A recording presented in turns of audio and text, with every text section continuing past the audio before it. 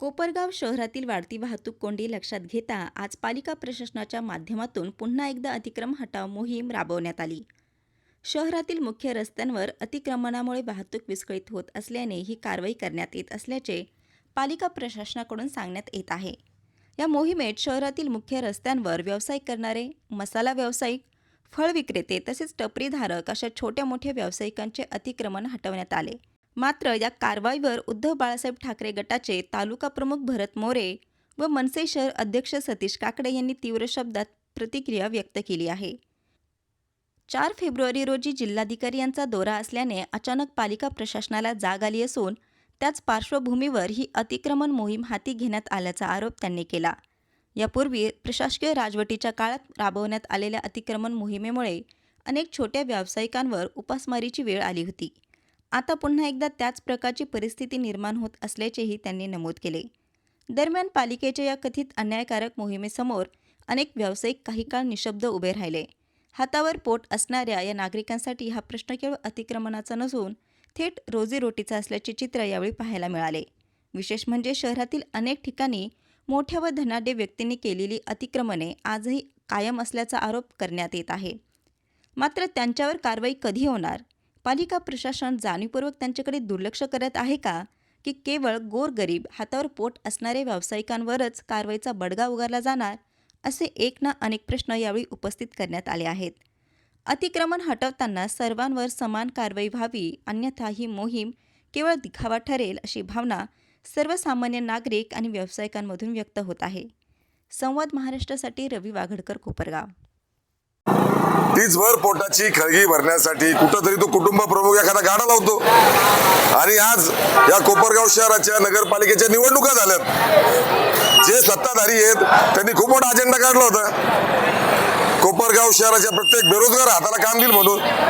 पण आज काय झालं? आपल्याला जनतेने भरघोस मताने निवडून दिलंय. संधान साहेब, आपल्या कोल्हे परिवारानं खूप मोठा अजेंडा काढला होता का जे अतिक्रमण मध्ये जे विस्थापित झाले त्यांना आम्ही प्रस्थापित करू. आपण तुम्ही पुन्हा अतिक्रमण चालू केलं. त्यांनी कुठं परमनंट त्यांनी भिंती बांधले होते का? त्यांनी पिलर घेतले होते, छोटेसे गाड्या हातगाड्यात त्यांच्या. आज हे नगरपालिकेचे कर्मचारी त्यांचा मान उचलतायत. आणि आज दिवस कोणता निवडला तुम्ही? सोमवार, जो हप्त्यामधून एकच दिवस असतो. त्या दिवशी बाजार करू लोक येतात, इथं आपला व्यवसाय करतात. खरेदीदार बाहेरून येतो. कोपरगावातले लोक छोटा मोठा व्यवसाय मानतात. आज तुम्ही त्यांच्या पोटावर पाय देतायत. लक्षात घ्या, आपल्याला जनतेने कोणत्या विश्वासावर निवडून दिलं का? तुम्ही जनतेचे मायबाप व्हाल. तुम्ही जे अतिक्रमण मध्ये विस्थापित झाले त्यांना प्रस्थापित करण्यासाठी कुठला तरी तुम्ही पाय उचलणार. पण या उलट करताय, तुम्ही अतिक्रमण काढतायत. अतिक्रमण मध्ये तुम्ही अनेकांना, याच्यापूर्वी बरेच कुटुंब उद्ध्वस्त झालेत. प्रत्येक कुटुंब प्रमुख कोपरगाव सोडून गेलायत. काही लोकांनी तर आत्महत्या केल्यात.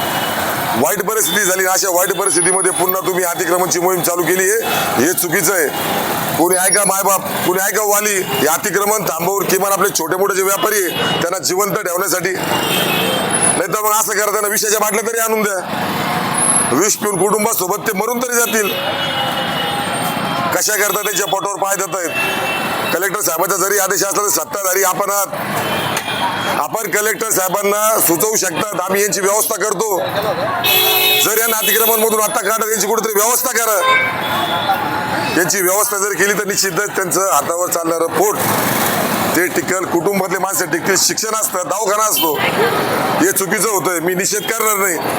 पण कोपरगावच्या जनतेने आता लक्षात ठेवावं, मतं मागण्यापुरती येतात. अतिक्रमण अडवण्यासाठी यावं, अतिक्रमण त्यांनी अडवावं, थांबवावं आणि तुम्हाला जागेचे नियोजन करून द्यावं. एवढंच मी या ठिकाणी बोलतो. जय हिंद, जय महाराष्ट्र, जय संविधान.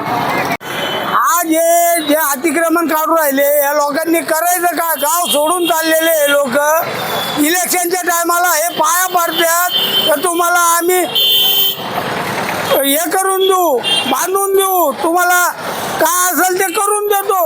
आजच्या परिस्थितीला यांनी एकदम आले आणि लोकांच्या दुकानावर तोडायला लागले. काही आदेश नाही, काही पत्रक नाही दिलं आणि गरीब लोकांनी जायचं कुठं, खायचं कुठं? अहो, यांनी बिल्डिंग बांधून द्या. त्या बिल्डिंगामध्ये त्या लोकांना जागा द्या. प्रस्थापित लोकांचं काय चाललेलं आहे? यांचं मनमारी काय चाललेलं आहे? मनसेच्या वतीने यांचा निषेध करतो आणि यांच्या जर धमक असेल ना त्यांनी नोटीस देऊन मग काढून टाकावं. हे 4-4 वेळेस 5-5 वेळेस हे अतिक्रमण कुठून आले? एवढी मोठी बिल्डिंग आहे, ही बिल्डिंग अतिक्रमण अंगणामध्ये नगरपालिकेने कशी काढली? ही आहे का? गाडी लावायला जागा आहे का? एवढी मोठी बिल्डिंग बांधून ठेवली. लाजा वाटल्या पाहिजे.